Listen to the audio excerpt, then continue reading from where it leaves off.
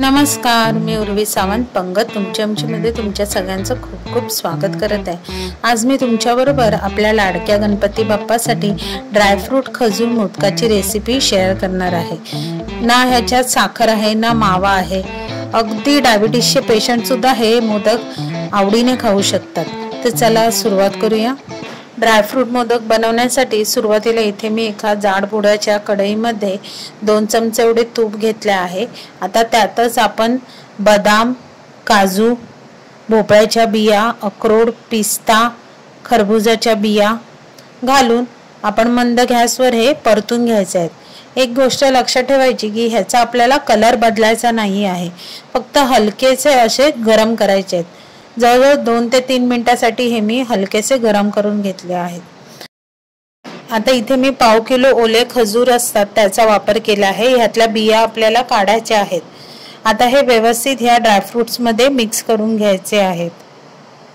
आता इथे गॅस आपल्याला एकदम मंदच ठेवून ते चांगले मिक्स करायचे आहेत। ॲक्च्युअली मिक्स करताना थोडंसं कठीण पडतं, तेव्हा तुम्ही पावभाजीचा स्मॅशर सुद्धा इथे वापरू शकता।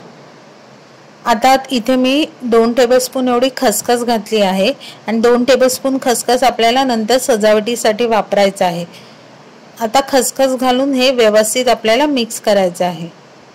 आता खसखस घालताना या स्टेजला आपण गॅस बंद करायचा आणि व्यवस्थित एकजीव करायचे। आता इथे साधारण थंड झाल्यावर आपण ह्याचा आता मोदक करायला सुरुवात करायची।